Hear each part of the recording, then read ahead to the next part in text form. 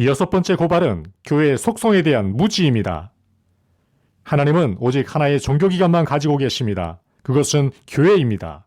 그것은 교회입니다. 그리고 우리의 궁극적 목표와 부흥의 궁극적 사물은 성경적 교회들을 심는 일일 것입니다. 나는 오늘날 지역교회들이 경멸받고 있다는 것에 가장 큰 두려움이 있습니다. 누군가에게 당신이 순회 설교자라서 세계적인 사역을 하고 있다고 말해보십시오. 그러면 그들 모두가 절할 것입니다. 누군가에게 당신이 30명의 무리의 목사라고 말해보십시오. 그러면 그들은 집회 중에 당신을 뒷자리에 앉게 만듭니다. 그분은 순회 설교자들의 왕자가 아니라 그분은 목사들의 왕자이십니다. 몇 년 전 빌 클린턴이 선거 기간에 이런 슬로건을 내걸었습니다. 중요한 건 경제다 바보들아. 나의 목사님 제프 노블렛, 우리 교회 장로들 중 한 분이시고 주 교육자이며 주 설교 목사이신 그분이 어느 날 나에게 이렇게 말했습니다. 저기요, 혀체를 잔뜩 만들었으면 좋겠는데요. 거기에 뭐라고 쓰시려고요, 제프 형제님? 중요한 건 교회다, 바보들아. 예수님은 교회, 아름답고 때묻지 않은 순결한 교회를 위해 그의 생명을 주셨습니다. 여러분이 사역에서 무언가를 위해 생명을 드리고 싶다면 교회에 드리십시오. 하나의 교회에, 한 몸의 신자들, 지역의 신도들 말입니다. 중요한 것은 교회입니다. 이제 교회에 대해 이것을 말씀드리겠습니다. 잘 들으시기 바랍니다. 교회에는 신도들 중 남은 자라는 게 없습니다. 우리 모두는 남은 자 신학에 대해 잘 알고 있습니다. 아시다시피 이스라엘의 모든 여정 속에는 하나님의 백성 이스라엘과 남은 자인 진짜 신도들이 있었습니다. 그것은 교회에 관해서는 사실이 아닙니다. 남은 자인 신도들 또는 작은 무리의 신도들이 교회라 불리는 커다란 집단 안에 있는 것이 아닙니다. 교회가 바로 남은 자입니다. 그리고 이 말을 하고 싶습니다. 만약 목사들이 신성부독에 가까운 일을 한 적이 있다면 그것은 이것에 관한 것입니다. 나는 신학자들이나 순회 교육자들, 설교자들이나 이런저런 사람들이 이런 종류의 말을 하는 것을 듣습니다. 교회 안에는 교회 밖만큼이나 죄가 많다. 교회 안에는 교회 밖만큼이나 이혼율이 높고 교회 안에는 교회 밖만큼이나 비윤리성이나 음란물이 많다. 그런 다음 설교자들은 말합니다. 예, 교회가 창녀처럼 행동합니다. 이것을 아시기 바랍니다. 여러분이 예수 그리스도의 신부를 창녀라고 부르는 것에 대해 아주 조심해야 합니다. 문제가 무엇인지 말씀드리겠습니다. 목사들과 설교자들이 교회가 뭔지 모른다는 것입니다. 미국에 있는 예수 그리스도의 교회가 아름답다는 것을 아시기 바랍니다. 그녀는 때로는 부서질 듯합니다. 때로는 연약합니다. 괴롭힘을 당합니다. 완벽하지 않습니다. 그러나 그녀가 심령이 상해 있다는 것을 아시기 바랍니다. 그녀는 자신의 하나님과 겸손하게 동행하고 있습니다. 여러분의 문제는 여러분의 교회가 무엇인지 모르고 있다는 것입니다. 오늘날 성경적인 설교의 부족함 때문에 소위 말하는 교회라는 것은 기독교와 동일시하는 세속적이고 사악한 사람들로 가득 차 있습니다. 그리고 양들 가운데 있는 모든 염소들 때문에 이 양들은 염소들이 하는 모든 일에 대한 비난을 받고 우리 때문에 하나님의 이름이 이방인들 가운데 모독되어집니다. 시간이 없다는 것을 압니다만 빨리 한번 봅시다. 보여드리고 싶은 게 있습니다. 예레미야 31장을 봅시다. 예레미야 31장 31절입니다. 여호와의 말씀이니라. 보라 날이 이르리니 내가 이스라엘 집과 유다 집에 새 언약을 맺으리라. 나는 이스라엘이라 불리는 사람들로부터 아무것도 뺏고 싶지 않지만 이 본문은 교회에도 적용됩니다. 그것을 이해하십시오. 나는 종말론에 관해 논쟁에 빠지고 싶지 않습니다. 그러나 성경에는 신약의 히브리서에는 이것이 하나님의 백성들에게 적용되고 있습니다. 또 주께서 이르시기를 이 언약은 내가 그들의 열주의 손을 잡고 애굽 땅에서 인도하여 내던 날에 그들과 맺은 언약과 같지 아니하도다. 그들은 내 언약 안에 머물러 있지 아니하므로 내가 그들을 돌보지 아니하였노라. 히브리서 8장 9절 말씀입니다. 나는 설교자들이 항상 이렇게 말하는 것을 듣습니다. 이스라엘을 돌아보면 하나님을 믿지 않고 우상 숭배하는 한 무리의 사람들을 보게 됩니다.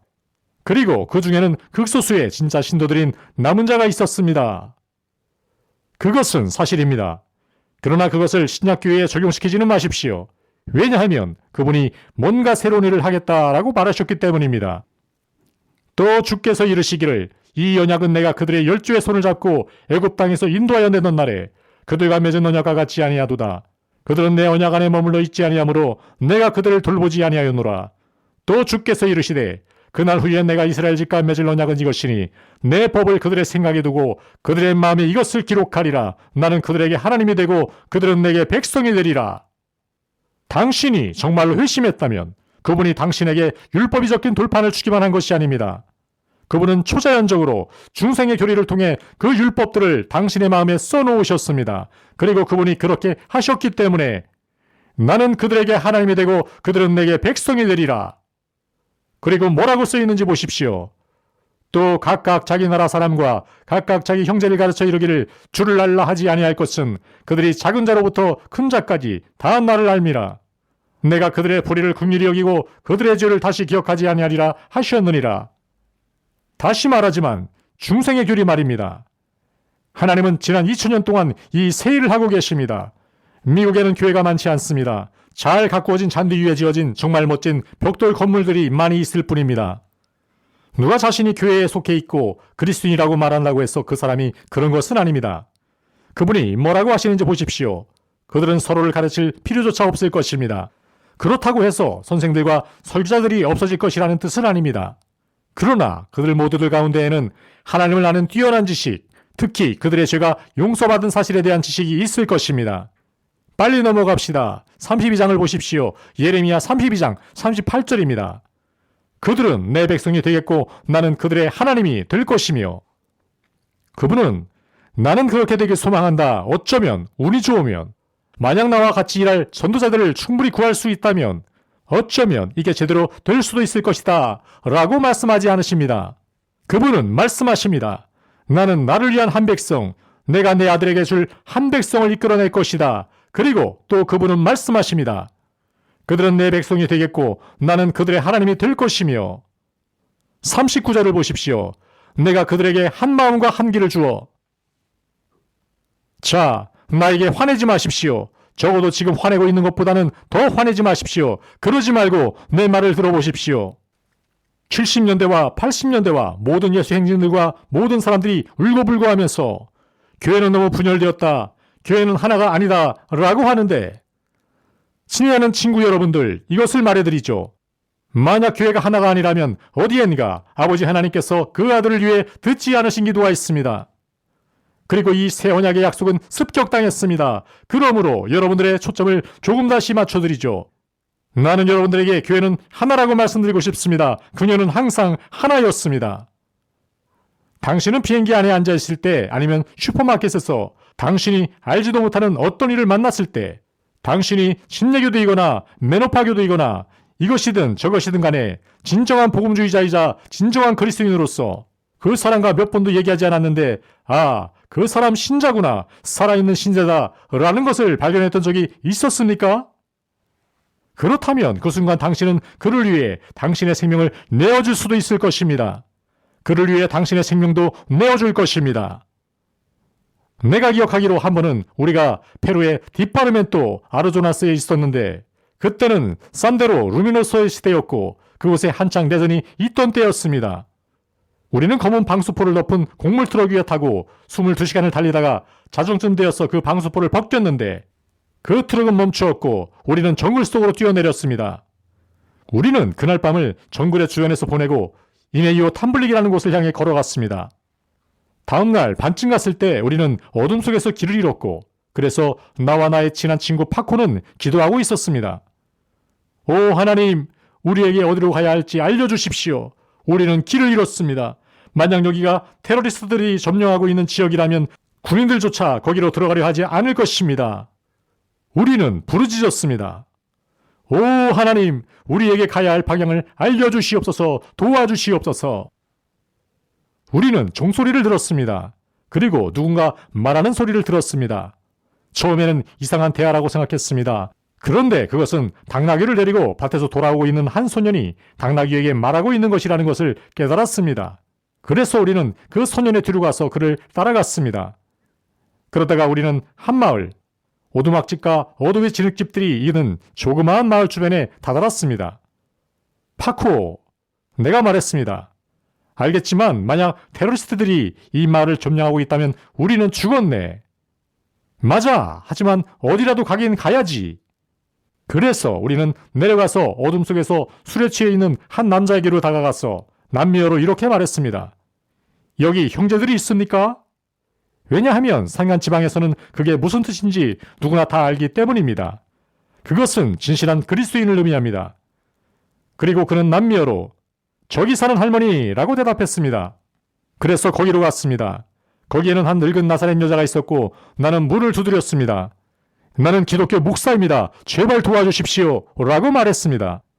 그 할머니는 등불을 비추고 나를 잡아채서는 안으로 끌어다 놓았습니다. 그녀는 파코도 잡아챘고 우리를 아래층으로 데려갔습니다. 그 집은 일종의 진흙벼랑을 파서 만든 것이었는데 우리를 건초와 닭과 물건들이 있는 지하실로 데리고 갔습니다. 그녀가 우리를 거기 앉혔고 등불을 켰는데 그때 한 어린 소년이 들어왔고 그녀는 그 아이를 불러다가 가서 다른 형제들을 데리고 오너라 라고 말했습니다. 그리고 그들은 닭고기와 육화와 다른 모든 것들을 가져오기 시작했습니다. 그들의 생명을 무릅쓰고 말입니다. 왜 그랬을까요? 왜냐하면 우리는 하나이기 때문입니다. 여러분이 말하는 그리스도의 몸은 분열되었고 엉망이 되었으며 죄로 가득하다는 그 모든 바보 같은 소리를 그만하십시오. 내가 여러분이라면 그리스도의 신부에 대해서 그런 식으로 말하지는 않을 겁니다. 여러분들에게 있는 것은 양들 가운데 있는 한 무리의 염소들과 가라지들입니다. 그리고 극소량의 성경적, 긍휼적 교회 훈련만이 행해지고 있기 때문에 그들은 양들 가운데 살고 있습니다. 그들은 양을 먹고 살고 양을 파괴하고 여러분 중 교회의 지도자들은 그들을 사랑하시는 그분 앞에 설 때에 비싼 죗값을 치르게 할 것입니다. 왜냐하면 여러분은 일어서서 악한 사람들을 대면할 충분할 용기가 없었기 때문입니다. 사실을 말하자면 들어보십시오. 교회에 관한 미국에서의 평균적 시나리오는 대체로 교회는 민주주의라는 것입니다. 그것에 대한 가정이라든지 장단점에 대해서는 말하고 싶지 않습니다. 그러나 이런 일이 일어나고 있습니다. 복음에 대한 설교가 아주 적기 때문에 교회는 기본적으로 대다수가 세속적인 잃어버린 사람들이며 교회가 민주주의이기 때문에 그들이 대체로 교회의 방향을 결정합니다. 그리고 목사가 많은 수의 사람들을 잃고 싶어 하지 않고 전도와 진정한 회심에 대해 잘못된 생각을 가지고 있기 때문에 그는 교회의 악한 자들에게 영합하고 예수 그리스도에게 속한 적은 무리의 진짜 양들은 그 모든 세상적인 것 가운데 그 모든 대중매체 가운데 앉아 우리는 단지 예수님을 경배하고 싶고 단지 누군가 우리에게 성경을 좀 가르쳐 주기를 원합니다 라고 말하고 있습니다. 그리고 목사들은 그것에 대한 대가를 치르게 될 것입니다. 이것은 사실입니다. 이것은 그냥 사실입니다. 당신은 말합니다. 오, 당신은 그냥 화가 났네요. 친구 여러분들, 내가 이것을 말하는데 어떤 희생이 필요한지 아십니까? 이것은 사실입니다. 많은 수의 악한 사람들을 모아 유지하는 반면에 그 가운데 있는 소수의 양떼는 굶어 죽고 세속적 다수와 함께 그들이 가고 싶어 하지 않은 방향으로 끌려가고 있습니다. 내 말을 들어보십시오. 만약 내 아내가 어느 늦은 밤에 월마트에 있었는데 당신이 남자로서 지나가다가 두 남자가 그녀를 희롱하고 있는 것을 셋, 넷, 다섯, 10명의 남자들이 그녀를 희롱하며 상처 입히고 있는 것을 보고도 자기 보존의 이름으로 고개를 숙이고 그냥 지나갔다면 내가 당신에게 할 말이 있습니다. 친구, 나는 그 10명을 찾아다닐 뿐 아니라 당신도 찾을 것입니다. 그것은 그리스도의 신부이며 그녀는 그분에게 소중합니다. 예수님을 섬기는 것에는 희생이 따릅니다. 당신의 교회, 당신의 명성, 당신의 교파, 절대적으로 모든 것을 이룰 수도 있습니다. 그러나 예수 그리스도의 신부를 위해서는 그럴 만한 가치가 있습니다. 이 여기 뭐라고 하는지 보십시오. 나는 이 말을 사랑합니다. 내가 그들에게 한 마음과 한 길을 주어. 그러면 그 도가 무엇입니까? 그것은 그리스도이고 거룩함입니다. 내가 만났던 모든 진짜 신도들은 그리스도에 대해 많이 말했고 현재보다 더 거룩해지고 싶다는, 더 그리스도를 닮아가고 싶다는 갈망을 가지고 있었습니다. 그리고 보십시오. 내가 그들에게 한 마음과 한 길을 주어 자기들과 자기 후손의 복을 위하여 항상 나를 경외하게 하고. 오, 얼마나 훌륭한 본문인지요. 빨리 다음을 봅시다. 내가 그들에게 복을 주기 위하여 그들을 떠나지 아니하리라 하는 영원한 언약을 그들에게 세우고. 자, 우리는 이 부분만 읽습니다. 그리고 너무나 많은 악하고 잃어버려진 사람들이 일요일에 교회에 가서 이 구절을 듣습니다. 예, 하나님께서는 나와 영영한 언약을 세우셨습니다. 그분은 결코 나를 떠나지 않으실 것입니다. 나는 하나님의 은혜 때문에 안전합니다.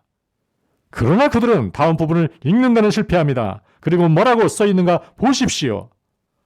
내가 그들에게 복을 주기 위하여 그들을 떠나지 아니하니라 하는 영원한 언약을 그들에게 세우고 나를 경외함을 그들의 마음에 두어 나를 떠나지 않게 하고, 하나님께서 당신과 영원한 언약을 세우신 증거는 그분께서 당신의 마음에 하나님을 경외함을 두어서 당신이 그분을 떠나지 않는 것이고, 만약 당신이 그분을 떠나고 그분이 당신을 징계하지 않으셔서 당신이 계속해서 그분을 떠나 있다면 그것은 그분이 당신의 마음에 경외함을 두지 않으신 것이고 당신은 중생하지 않은 것이며 하나님과 아무런 언약이 없다는 증거가 되는 것입니다. 그것은 사실입니다. 7번째 고발은 사랑과 긍휼이 있는 교회적 훈련 부족입니다. 오늘날 미국의 대부분의 기독교 목사들은 마태복음 18장을 그들의 성경에서 바로 찢어버려야 합니다. 그러면 안 되지요, 선생님. 전체를 다 취해야지요. 많은 목사들은 사무실과 서재에서 나올 때 신학은 뒷전에 남겨둡니다. 그들은 대화할 때는 신학적입니다. 그들은 자신의 사무실에서는 신학적입니다. 그러나 밖으로 나서면 그들은 세속적 수단에 의해 교회를 운영합니다. 나는 우리 교회의 장로는 아닙니다. 거기에 그렇게 오래 있지도 않았고요. 그래서 나는 이것을 자랑하지 않고 말할 수 있습니다. 이 교회는 교회적 훈련을 실행합니다. 이곳은 1000명 정도 되는 아주 큰 교회입니다. 그리고 파문으로 시작하지 않는 사랑과 긍휼이 있는 교회적 훈련을 통해 지난 몇 년 동안 30여 개의 결혼을 구해냈다고 그들은 추정하고 있습니다. 그것은 이것과 함께 시작합니다. 영적인 사람은 우리는 말합니다. 나는 너무 사랑이 많아요. 우리는 훈련을 할 수 없어요. 우리는 다만 너무 사랑이 많아요. 여러분이 예수님보다 더 사랑이 많으신가요? 그분께서 이것을 명하신 분이십니다. 이것은 아주 많은 문제를 일으킬 것입니다. 맞습니다. 아마도 그것이 오늘날 교회와 문화 사이에 그다지 많은 문제가 존재하지 않는 이유일 것입니다. 우리가 문화에 맞서지 않고 있기 때문에 말입니다. 그리고 우리는 그냥 나가서 헐리우드에서 시위하는 것으로 문화를 맞서는 것이 아닙니다. 우리는 하나님께 순종함으로써 문화에 맞섭니다. 노아는 방주를 지었고 세상을 정죄했습니다. 여러분이 항의 표지판을 가져야 하는 것이 아닙니다. 단지 순종함으로 걸으면 세상이 여러분을 미워할 것입니다. 친구 여러분, 내 형제가 죄를 범하거든 가서 너와 그 사람과만 상대하여 권고하라. 만일 들으면 내가 내 형제를 얻은 것이요. 얼마나 좋은 일입니까? 만일 듣지 않고는 한두 사람을 데리고 가서 두세 증인의 입으로 말마다 확증하게 하라. 이 사람들이 여러분 편에 있다는 것이 아닙니다. 그들은 들어보고 판단할 것입니다. 당신이 틀렸을 수도 있습니다. 당신의 형제가 죄를 범한 것이 아닐 수도 있습니다. 당신이 과잉 반응하고 있고 율법적일 수도 있습니다. 누가 알겠습니까? 그리고 들어보십시오. 만일 그들의 말도 듣지 않거든 교회의 말하고 교회의 말도 듣지 않거든 이방인과 세리와 같이 여기라. 친구 여러분, 나는 우리가 이 말을 들을 필요가 있다고 믿습니다. 우리는 하나님께 순종하여 우리 자신을 훈련하기 시작하거나 아니면 하나님께서 우리에게 그 일을 하게 하실 수 있습니다. 그리고 아마도 때가 가까워왔고 지금이 그 일이 일어날 때일 수도 있습니다. 나는 비판적이고 율법적이고 증오에 가득한 사람들에 대해 말하는 것이 아닙니다.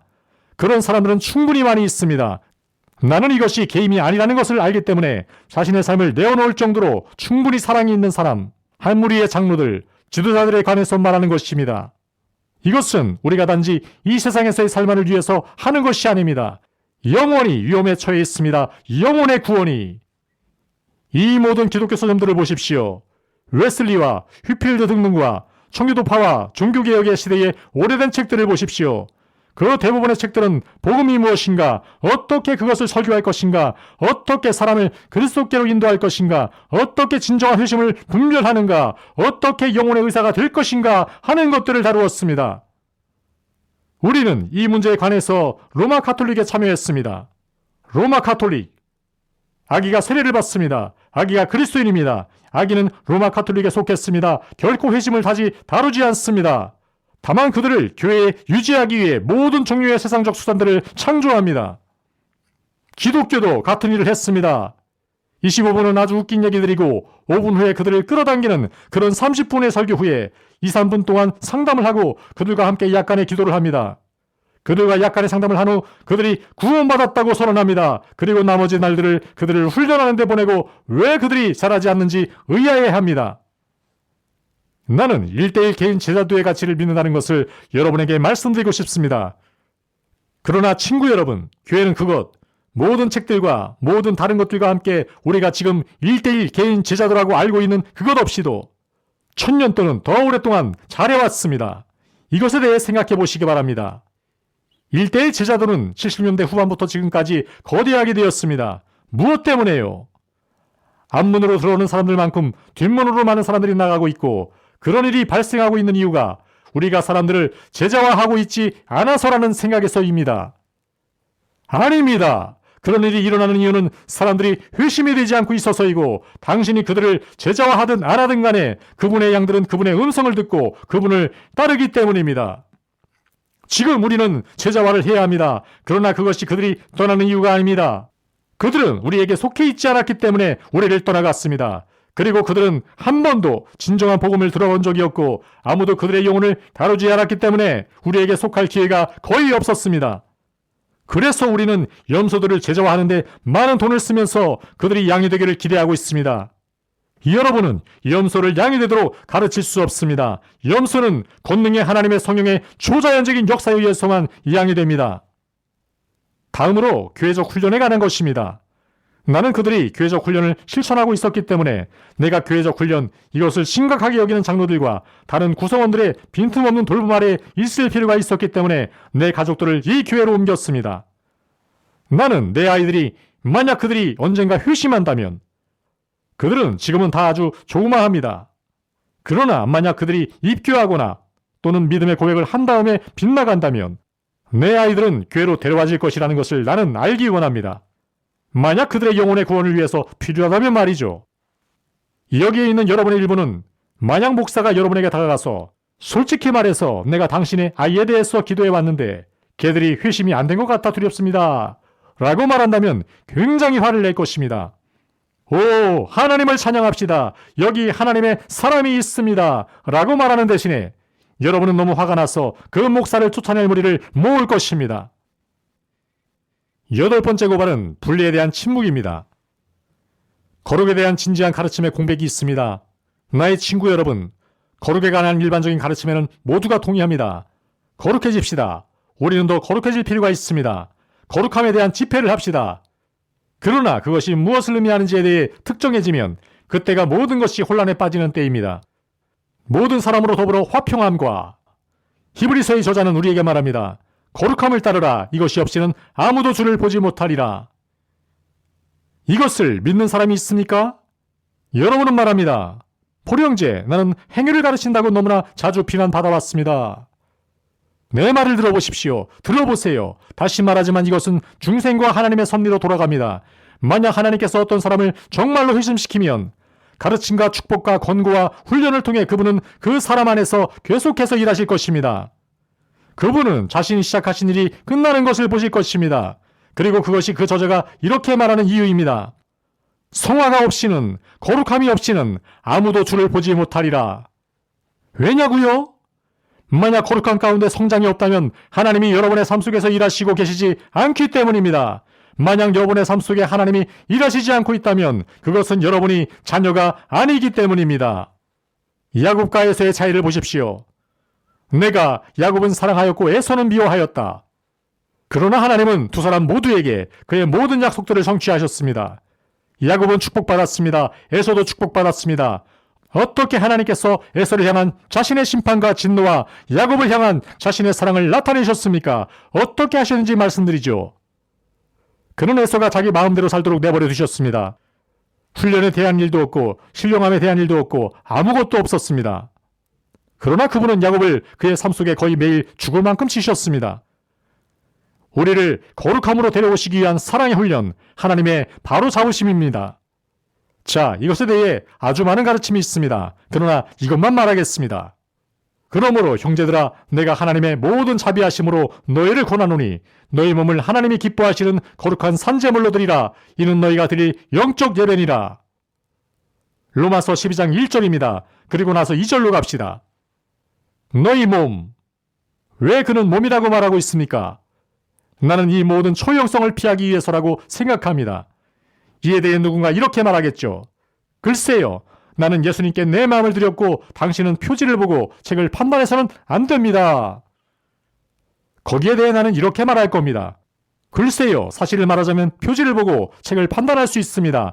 예수님께서는 표지를 보고 책을 판단할 수 없다고 말하신 적이 없습니다. 그분은 그럴 수 있다고 하셨습니다. 그 열매로 나무를 아느니라. 그리고 만약 여러분이 그분께 여러분의 마음을 주었다고 생각한다면 그분은 여러분의 몸도 가지실 것입니다. 그리고 그 이유를 말씀드리겠습니다. 친구 여러분, 마음은 무슨 피를 퍼올리는 근육이 아니고 어느 시인의 상상 속에 있는 환상도 아닙니다. 그것은 당신의 존재의 가장 본질이며 핵심을 뜻합니다. 예수님께서 여러분의 존재의 본질과 핵심을 가졌는데 당신의 몸에는 영향을 미치지 않는다고 말하지 마십시오. 그런 일은 일어나지 않습니다.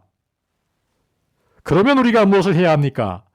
우리는 성경을 읽어나가야 합니다. 율법적으로요? 아닙니다. 추론을 이끌어내면서요? 아닙니다. 단지 성경의 말씀들 위에 서 있는 것입니다. 무엇에 관해서입니까? 나는 청교도들이 말한 모든 것에 동의하지는 않습니다. 그러나 나는 청교도들을 사랑합니다. 내가 그들을 사랑하는 이유 중 하나는 나는 그들이 그들의 삶의 모든 것을 예수 그리스도의 주되신 아래로 가져오려는 정직한 시도를 했다고 믿기 때문입니다. 그들의 마음 때문에 그들이 성경에 따르면 내가 무엇에 대해 생각해야 할까에 관해 800장짜리 책들을 썼기 때문에 성경에 따르면 무엇을 내 마음속에 들여오지 말아야 할 것인가? 내 눈은 어떻게 할 것인가? 이 귀로는 무엇이 들어가야 하며 무엇이 들어가지 말아야 하는 것인가? 혀는 어떻게 다스려져야 하는가? 내 삶의 방향은 무엇이어야 하는가? 그리고 나는 여러분을 무서워 죽게 할 것입니다. 어떻게 옷을 입어야 할까요? 이제 이 부분에서 나는 신중하려고 합니다. 나는 추론을 끌어내거나 하고 싶지는 않습니다. 나의 친구 여러분, 내 아내는 이것에 대해 이런 식으로 이야기합니다. 만약 당신의 옷차림이 그리스도의 영광이 솟아나오는 당신의 얼굴을 위한 틀이라면 그것은 하나님의 것입니다. 그러나 만약 당신의 옷차림이 당신의 육신을 위한 틀이라면 그것은 감각적이고 하나님께서는 그것을 미워하십니다. 충분히 말했나요? 지금 내가 거룩에 관해 모든 것을 다 말할 수는 없습니다. 그리고 거룩의 단지 외적인 표현만은 아닙니다. 그러나 우리는 성령님의 내적인 역사를 외적으로는 아무 일도 일어나지 않는다고 말하기 위한 변명으로 사용하는 사람들이 되어버렸습니다. 그리고 그것은 사실이 아닙니다. 일부 젊은 여러분은 하나님의 성령이 여러분에게 충만하고 여러분 안에서 일하시기를 아마도 나보다 더 부르짖을 것입니다. 그러나 그분을 너무나 근심하게 만들어서 그분이 당신으로부터 멀리 떠나시게 하는 데는 오직 30분의 텔레비전밖에 필요하지 않습니다. 99%의 순수한 물에 1%의 하수도물을 섞은 것을 나는 마시지 않을 것입니다.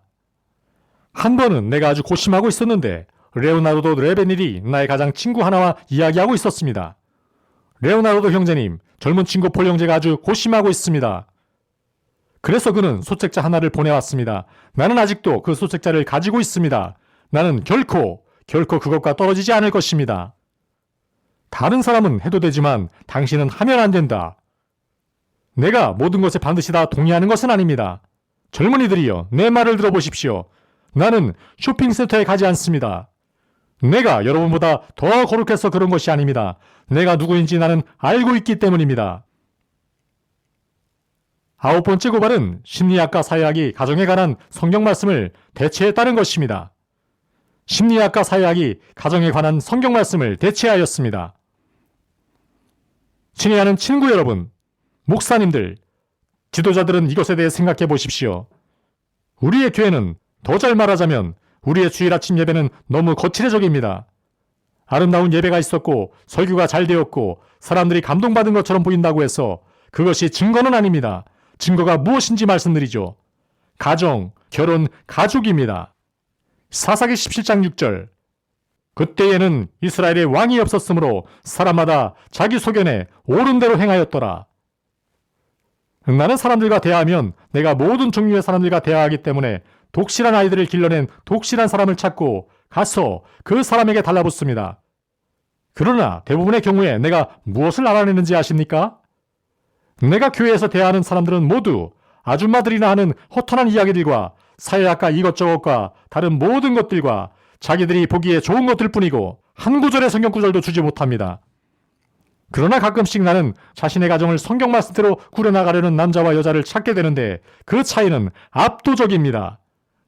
나는 비행기 안에 있을 때 이렇게 말하는 것을 아주 좋아합니다. 내 옆자리에 사람들이 앉을 것이고 그들은 무슨 일 하세요? 라고 묻습니다. 나는 나는 남편이에요. 라고 합니다. 그들은 그 밖에 또 무엇을 하세요? 라고 묻지요. 나는 아버지예요. 그 외에는 무엇을 하세요? 시간이 남으면 설교를 조금 합니다. 사람이 전 세계를 얻어도 자신의 가정을 이루면 무슨 소용입니까? 그것을 그냥 이런 식으로 표현하겠습니다. 무엇에 의거해서 당신의 자녀들을 키우고 있으며 당신의 아내를 사랑하고 있습니까? 무엇을 바탕으로요? 지금 당장 성경 말씀으로 가서 말씀들을 끄집어내어 어떻게 당신의 가정이 그 말씀에 바탕을 두고 있는지 나에게 보여주기 시작하지 않는다면 당신이 심리학과, 사회학과 일시적 기분과 이 시대의 거짓말들의 포로라는 것을 나는 보증할 수 있습니다. 보십시오. 당신은 아무런 권리가 없습니다. 당신은 권위도 없습니다. 선생님, 하나님의 말씀을 떠나서는 말이죠. 창세기 18장 19절을 봅시다. 내가 그로 그 자식과 건속에게 명하여 여호와의 도를 지켜 의와 공도를 행하게 하려고 그를 택하였나니 이는 나 여호와가 아브라함에게 대하여 말한 일을 이루려 함이니라. 얼마나 아름다운 말씀입니까? 그리고 들으십시오. 로마서 12장 1절과 2절. 아니 2절은 하나님의 뜻은 완벽하다는 것을 말해주고 있습니다.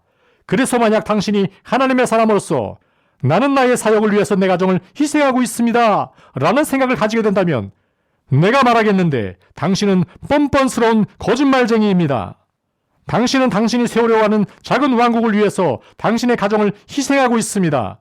왜냐하면 하나님의 뜻은 완벽하기 때문입니다. 그것은 사역에 대한 하나님의 뜻을 성취하기 위해서 나의 가정에 대한 하나님의 뜻을 위반할 필요가 없다는 뜻입니다. 하나님은 당신을 필요로 하지 않습니다. 하나님은 당신이 순종하기를 갈망하십니다. 당신이 순종하기를. 여러분에게 두 가지만 예를 드리죠. 이것은 한때 누가 나에게 이렇게 물어보던 때와 같습니다. 포류 형제, 당신은 전도에 반대하십니까? 나는 대답했습니다.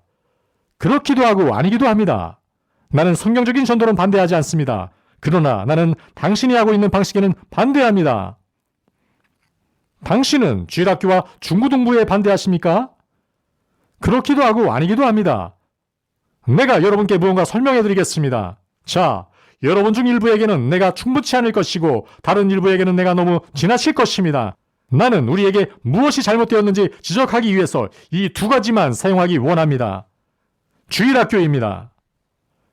당신이 무슨 교파에 속했든 간에 만일 일종의 조직적인 교파에 속해 있다면 당신의 교파가 주일학교 교재와 어떻게 주일학교를 가르칠 것인지 선생들을 가르치는 집회와 주일학교를 성장시키기 위해 책에 있는 모든 것을 하는데 수십억을 쓴다고 보증할 수 있습니다. 나는 그것이 사실이라는 것을 알고 있습니다. 여러분께 묻겠습니다. 당신의 교파가 얼마나 많은 돈과 얼마나 많은 집회와 노동력을 아버지들이 자기 자녀들을 가르치도록 가르치는데 쓰고 있습니까? 이제 아시겠지요? 안 그렇습니까? 하나님은 두 번째 계획이 없으십니다. 그분은 첫 번째 계획만 있으십니다. 여러분이 첫 번째 계획을 피해가면 두 번째 계획은 효과가 없을 것입니다.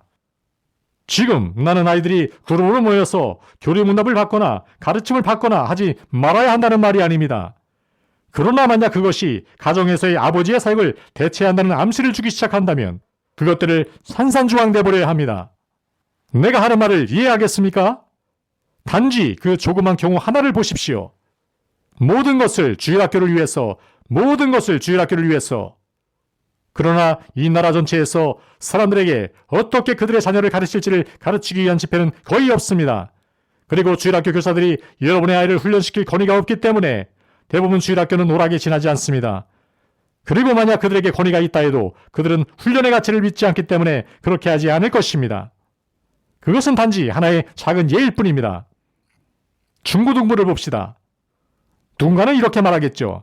글쎄요, 청소년들은 함께할 필요가 있습니다. 아시다시피 그들은 모일 필요가 있습니다. 좋습니다. 자, 봅시다. 잠언 13장 20절. 지혜로운 자와 동행하면 지혜를 얻고 미련한 자와 사귀면 해를 받느니라. 누가 청소년들이 함께 있어야 한다고 했습니까? 누가 그렇게 말했나요? 누가 그렇게 말했는지 말씀드리죠. 1060년대의 심리학자들과 세대 차이입니다. 청소년들은 천진난만한 바보들처럼 행동하는 것을 멈추고 어른스럽게 되고 파괴로 인도하는 어리석음을 버릴 수 있도록 어른들과 함께 해야 합니다. 나는 지금 청소년들을 함께 모으지 말라는 것이 아니라 그렇게 한다면 그들의 모든 부모들도 거기 있어야 한다는 말입니다.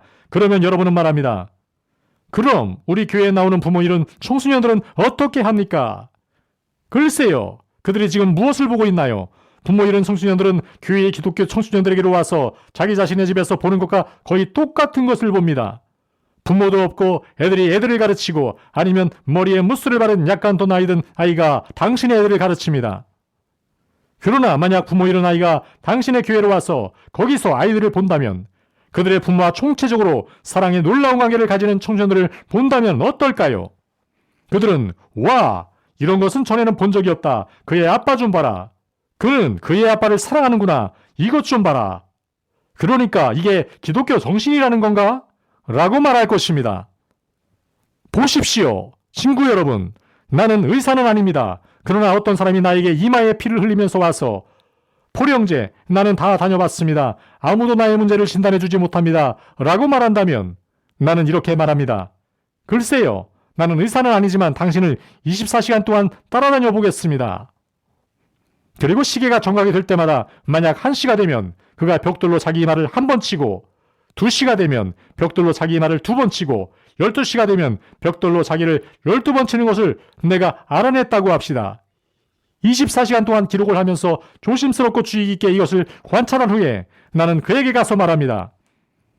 저기요, 내가 당신의 문제를 알아냈다고 생각합니다.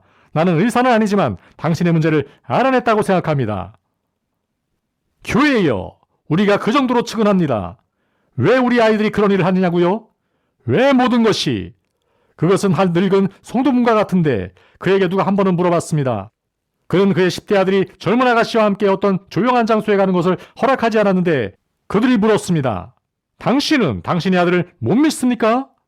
그는 말했습니다. 아니요, 나는 내 아들을 못 믿습니다. 왜 그런 생각을 하셨나요?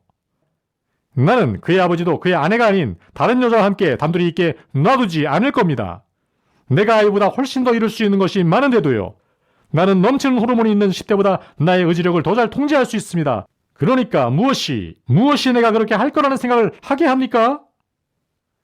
우리는 성경의 원칙들을 하나하나 위반합니다. 그리고는 왜 모든 것이 엉망인지 의아해합니다. 마지막으로 나와 함께 정말 빨리 넘어갑시다.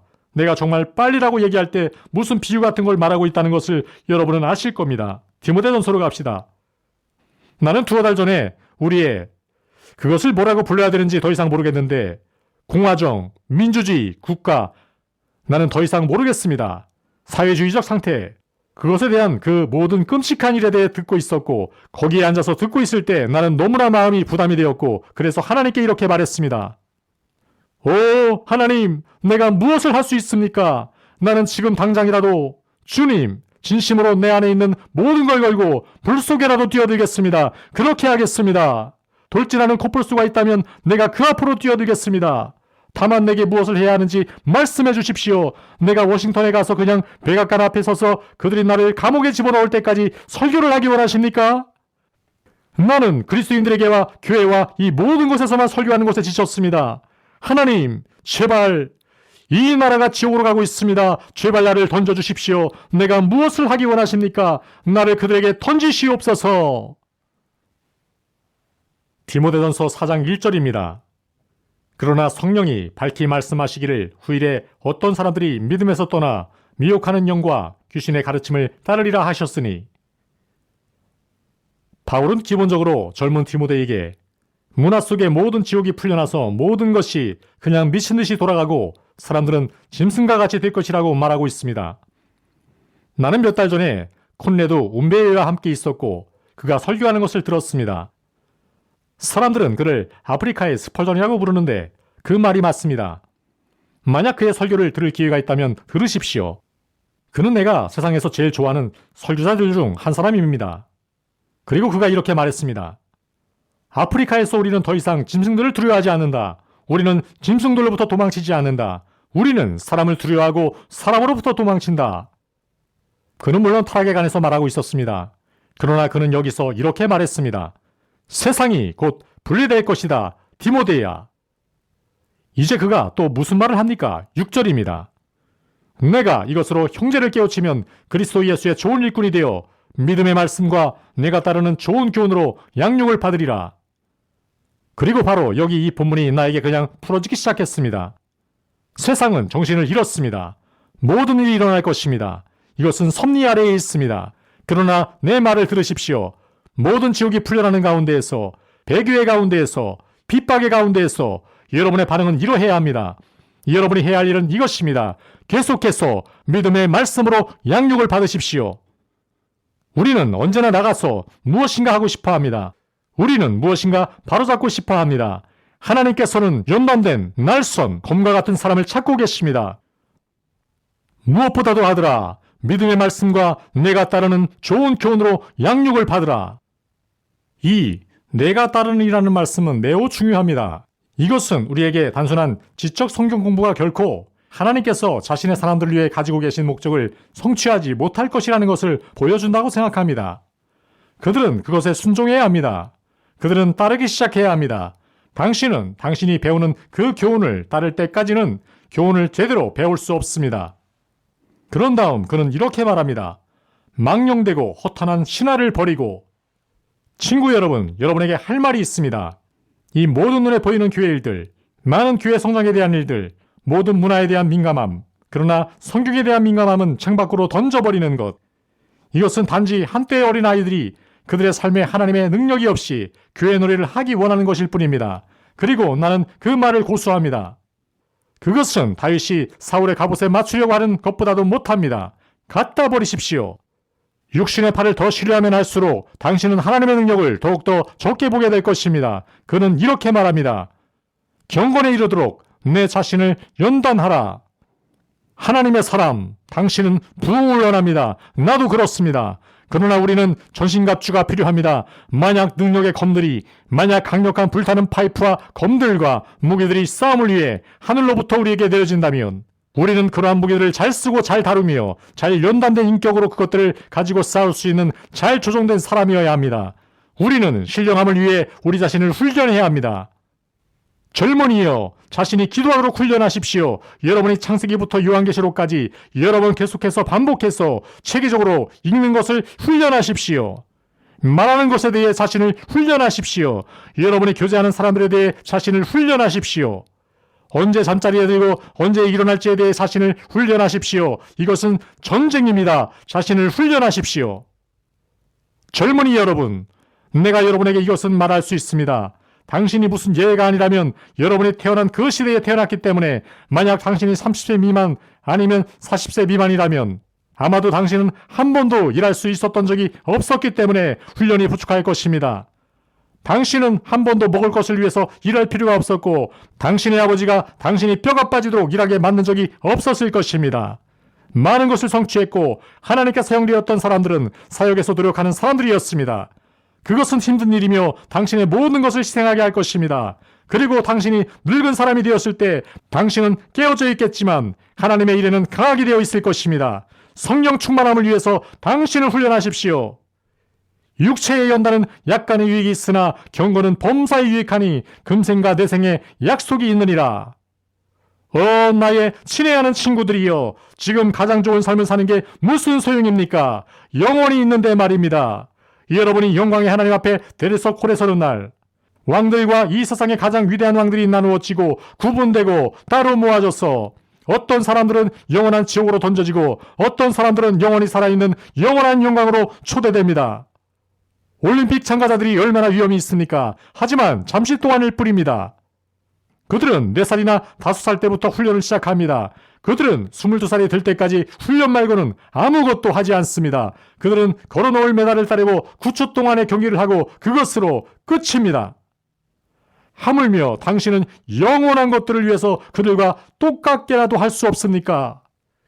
일부 가장 위대한 하나님의 사람들은 그들의 육신에 큰 제약이 있었던 사람들이었습니다.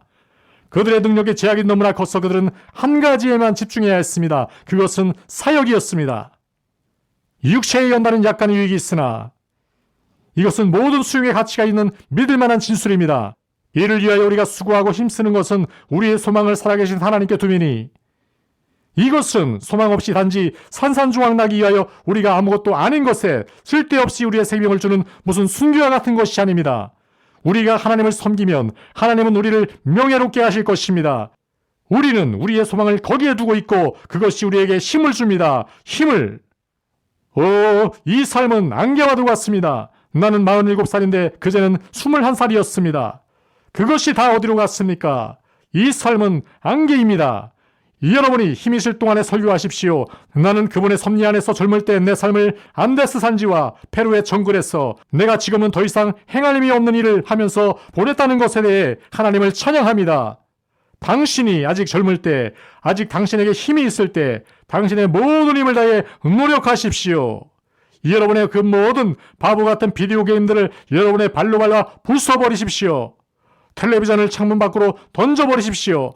당신은 그런 것들보다 더 위대한 일들을 위해서 만들어졌습니다. 만약 당신이 왕의 아들이라면 이 세상에 아무것도 당신을 만족시킬 수 없습니다. 아무것도요. 너는 이것들을 명하고 가르치라. 자, 여기에는 아주 많은 것이 있습니다. 그러나 15절을 보십시오. 이 모든 일에 전심전력하여 너의 성숙함을 모든 사람에게 나타나게 하라. 만일 나무 식탁에 내 아이가 한 컵의 물을 쏟았다고 합시다. 그리고 하나님께서 정해놓으신 자연의 법칙에 따라 웅덩이로 보일 정도로 물이 식탁에 좀 쌓였다고 합시다. 당신은 지나가면서 이렇게 말할 것입니다. 식탁에 물이 엎질러졌네. 그것은 모두에게 명백합니다. 그러나 내가 와서 수건을 가지고 그 물 웅덩이 위에 덮었다가 그것을 집어 올립니다. 그러면 여러분은 더 이상 물이 없네. 어디 있지? 하고 말할 것입니다. 그 물은 수건에 흡수되었습니다. 사람들이여, 여러분은 성령 충만함과 연단의 일들에 흡수되어야만 합니다.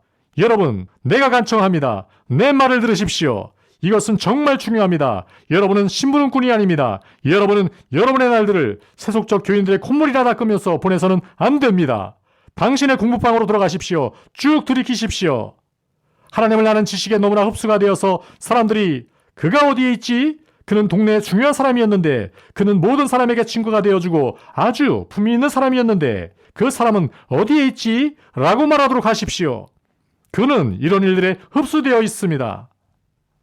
우리는 하나님의 사람들입니다. 우리는 지극히 높으신 분의 사역자입니다. 우리에게는 별개의 것이 있어야 합니다. 우리는 멀리 있는 것을 향해 멀리 바라보는 눈이 있어야 합니다. 우리가 사람들을 위해서 할 수 있는 가장 위대한 것은 우리가 하나님의 것들에 흡수된 하나님의 사람들이 되어서 우리가 입을 열 때 하나님의 말씀이 나오게 하는 것입니다. 내가 나가는 교회는 제프 노블렛이 주 설교 목사입니다. 그는 언제나 공부에 전념해 왔습니다. 그러나 내가 거기에 갔을 때 나는 그에게 말했고 다른 지도자들에게도 말했습니다. 그리고 누가 나에게 무엇을 물어볼 때마다 나는 이렇게 말했습니다. 제발 이거 하나만 해주십시오. 노블렛 형제로부터 우리가 할 수 있는 한 최대한 짐을 덜어줍시다. 그래서 그가 그 서재에서 하나님과 함께 살도록 내버려 둡시다. 나는 여기에 애들이 있기 때문입니다. 그리고 그 사람이 나에게 줄 수 있는 가장 큰 선물은 자신이 승인받은 것을 보여주기 위해서 공부하고 성령의 능력으로 그 강단에 나와서 바로잡고 꾸짖고 위대한 약속들과 경고들을 주면서 그러므로 주께서 말씀하시기를 이라고 선포하는 것입니다. 제발 나를 위해서 그렇게 해주십시오. 목사님들, 제발 당신의 사람들을 위해서 그렇게 하십시오. 왜냐하면 그가 이렇게 말하기 때문입니다. 내가 내 자신과 가르침을 살펴 이 일을 계속하라. 이것을 행함으로 내 자신과 내게 듣는 자를 구원하리라. 일단 이것을 끝냅시다. 이 구절은 오늘날 복음주의 기독교 공동체에서 거의 아무런 의미가 없습니다. 얼마나 많은 목사들과 설교자들이 이것을 심각하게 받아들여서 나는 나 자신을 자세히 살펴서 나 자신과 나에게 듣는 자들을 구원할 필요가 있어 라고 여긴다고 생각하십니까? 나는 질문이 하나 있습니다. 목사님들, 당신이 믿음 안에 있는지, 당신이 정말로 그분을 알고 있는지 보기 위해 당신 자신의 삶을 마지막으로 살펴본 것이 언제입니까? 보십시오. 나의 친애하는 친구 여러분. 내가 나 자신이 회심했는지를 연구할 때, 내가 다른 사람들과 그것에 대해 논의할 때, 내가 20년간의 나의 그리스도와의 순례를 돌아볼 때 나는 커다란 확신이 있습니다. 나는 그분을 알게 된 것에 대한 커다란 확신이 있습니다. 그러나 만약 지금이라도 내가 믿음에서 떠나 멀리 가고 이단과 세상적인 방향으로 계속해서 가고 있다면 그것은 내가 그분을 결코 알지 못했었고 그 모든 것이 육신의 일이었다는 것에 대한 가장 큰 증거일 수 있습니다. 내가 하는 말이 여러분에게 놀랍다는 것을 나는 알고 있습니다. 여러분은 세상에 나는 그런 말은 들어본 적이 없는데 이건 모두가 다 라고 말합니다. 철로 역정을 읽어보십시오. 내가 내 자신과 가르침을 살펴 이 일을 계속하라. 이것을 행함으로 내 자신과 내게 듣는 자를 구원하리라. 하나님께서 그의 교회를 축복하시기를. 10번째 고발은 중생의 교리에 대한 무지입니다. 친구 여러분, 이것을 직설적으로 말하겠습니다. 나는 여기에 칼빈주의자도 있고 아르메니우스파도 있고 그 중간에 온갖 종류의 동물들도 있다는 것을 압니다. 그러나 이것을 아시기 바랍니다. 비록 내가 스스로 5점짜리 스펄전주의라고 부르듯 이쪽으로 치우치지는 않지만 이것은 아시기 바랍니다. 칼빈주의가 문제가 아닙니다. 문제가 뭔지 말씀드리죠. 중생입니다. 그렇기 때문에 나는 웨슬리와 레벤힐과 토저와 나머지 모두와 교제할 수 있습니다. 다른 문제들에 대해 그들이 어떤 입장을 취했든 간에 그들은 구원은 설교자에 의해 조작되어서는 안 되며 그것은 전능하신 하나님의 능력에 광대한 일이라고 믿었기 때문입니다. 그러므로 그들과 함께 나는 그것이 하나님의 일이었다는 입장을 고수합니다. 성령의 중생하게 하시는 일에는 이 세상과 우주를 창조하는 것보다 더 하나님의 능력이 크게 나타납니다. 왜냐하면 그는 이 세상을 아무것도 없는 상태에서 창조하셨기 때문입니다.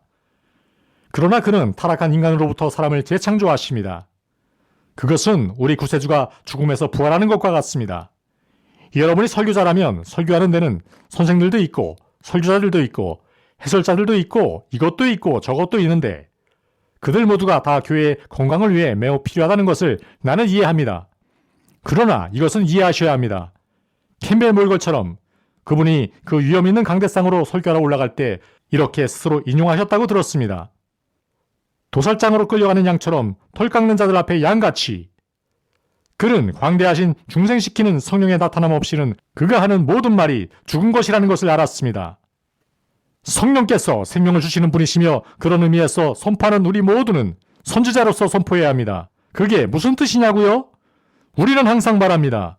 우리는 언제나 아주 메마른 뼈들이 있는 골짜기에 서 있는 에스겔입니다. 그 뼈들은 아주 메말라 있습니다. 그러면 우리는 거기로 가서 무엇을 합니까? 우리는 예언합니다. 우리는 하나님의 말씀을 들으라 라고 말합니다. 그리고 우리는 하나님의 바람이 이 살육당한 이들 위에 불어야 한다는 것을 압니다. 그렇지 않으면 그들은 다시 일어나지 않을 것입니다. 그리고 여러분 심령 가장 깊은 곳에서 이것을 굳게 붙잡는다면 이 나라에서 전도의 이름으로 너무나 많이 행해지고 있는 조작에 더 이상 자신을 주지 않을 것입니다. 여러분은 하나님의 말씀을 선포할 것입니다. 여러분은 그것을 선포할 것입니다. 중생의 교리, 웨슬리를 보십시오. 잠시 동안 그들이 직면했었던 것을 보십시오. 그리고 나의 친애하는 휘트필드, 그는 무엇이었습니까? 모든 사람들이 그들 자신이 철저한 그리스인이라고 믿었습니다. 왜 그렇습니까?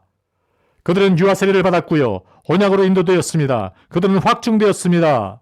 그들은 악마처럼 살았습니다. 중생은 그 시대의 종교적 지도자들에 의해 권위가 주어진 어떤 신조와 맞바꾸어졌습니다. 그리고 이때 웨슬리가 말합니다. 아닙니다. 여러분의 영혼이 바르지 않습니다. 여러분은 거듭나지 않았습니다. 영적 삶의 증거가 하나도 없습니다. 자신을 살펴보십시오. 여러분이 믿음 안에 있는지 자신을 시험해 보십시오. 당신이 부르심을 받은 것과 택함을 받은 것을 확실히 하십시오. 여러분은 거듭나야 합니다. 여기 미국에서는 지난 몇십 년간의 전도자들 때문에 거듭남에 대한 생각은 완전히 버렸습니다. 이것은 단지 신앙단체에서 언젠가 여러분이 한번 결단을 한 적이 있고 그것이 진지했었다는 것만을 뜻하게 되었습니다. 그렇지만 여러분의 삶에는 성령의 초자연적인 재창조의 일에 대한 증거가 없습니다. 누구든지 일부의 사람들만이 아니라 누구든지 그리스도 안에 있으면 새로운 피조물입니다. 오늘날도 마찬가지입니다. 우리가 직면한 것은 무엇입니까? 우리가 직면한 것이 무엇인지 말씀드리죠. 그것은 대체로 꼭 일종의 유아 세례가 아닙니다. 그것은 교구의 권위에 의한 고교회의 견진 성사도 아닙니다. 우리가 직면한 것은 죄인의 기도입니다. 그리고 오늘 나는 내가 전쟁을 선포했던 대상이 있다면 바로 이것이라는 것을 말씀드리기 위해 여기에 있습니다. 여러분은 말합니다. 포령제. 그렇습니다. 유아 세례가 내 의견에는 종교개혁의 금송아지였던 것과 마찬가지로 침례주의자와 복음주의자와 오늘날 그들을 따르는 다른 모든 사람들에게는 그 죄인의 기도가 이 지구상의 어떤 것보다도 더 많은 사람들을 지옥으로 보냈습니다. 여러분은 말합니다. 어떻게 그런 말을 할 수 있습니까? 성경으로 같이 가서 나에게 보여주십시오. 누구든 그렇게 전도했었다는 것이 어디에 있는지 일어서서 나한테 보여주시면 좋겠습니다. 성경에는 예수 그리스도가 이스라엘 나라로 가서 때가 찼고 하나님의 나라는 가깝다. 자, 이제 나를 자신의 마음으로 초대할 사람이 누구냐? 손든 사람이 있구나 라고 말했다고 써있지 않습니다. 성경은 그렇게 말하고 있지 않습니다. 그는 회개하라 그리고 복음을 믿으라 라고 말했습니다. 오늘날 사람들은 그들의 삶 속에 적어도 한 번은 기도를 했고 누군가 그들에게 그들이 충분히 진지했기 때문에 구원받았다라고 말했다는 사실을 신뢰하고 있습니다.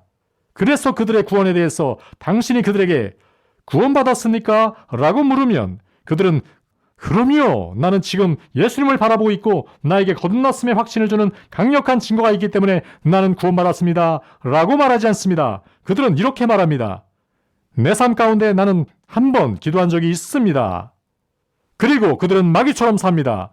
하지만 그들은 기도를 했습니다. 그리고 그들 중 일부는 나는 한 전도자가 그런 짓을 하도록 한 사람을 꼬드기고 있는 것을 들었습니다.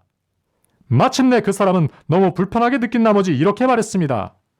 자, 이렇게 합시다. 내가 하나님께 당신을 위해 기도할 테니 그것이 당신이 하나님께 하고 싶은 말이면 내 손을 꽉 주십시오. 하나님의 능력을 보십시오. 결심주의, 우상적인 결심주의. 인간들은 자기 자신의 결심의 진지함을 판단했기 때문에 천국에 갈 거라고 생각합니다. 바울이 고린도 교회에 갔을 때 그는 그들에게 보십시오. 여러분은 그리스도인답게 살고 있지 않습니다. 그러니까 당신의 삶 가운데 있었던 그 기도를 했던 그 순간으로 돌아가서 여러분들이 진지했었는지 한번 봅시다. 라고 말하지 않았습니다. 그는 이렇게 말했습니다. 자신을 시험하십시오. 자신을 살펴서 여러분이 믿음 가운데 있는지 보십시오. 내 친구들이여, 나는 구원이 믿음으로만 이루어진다는 것을 여러분이 알기 원합니다. 그것은 하나님의 일입니다. 그것은 은혜 위에 은혜입니다. 그러나 회심의 증거는 여러분이 입교하던 순간의 진지함에 대한 조사만이 아닙니다. 그것은 여러분의 삶에 계속해서 맺혀지는 열매입니다. 오, 나의 친애하는 친구들이여, 우리가 한 짓을 좀 보십시오. 나무는 열매로 알 수 있지 않습니까? 60 내지 70%의 미국인들이 자기들은 회심했고 거듭났다고 생각하고 있습니다. 우리가 하루에 몇천 명의 아기들을 죽입니까? 우리는 우리의 비윤리성 때문에 전 세계에서 미움을 받고 있습니다. 그런데도 우리가 그리스도인들입니다. 그리고 나는 그에 대한 책임을 정면으로 설교자들에게 돌립니다.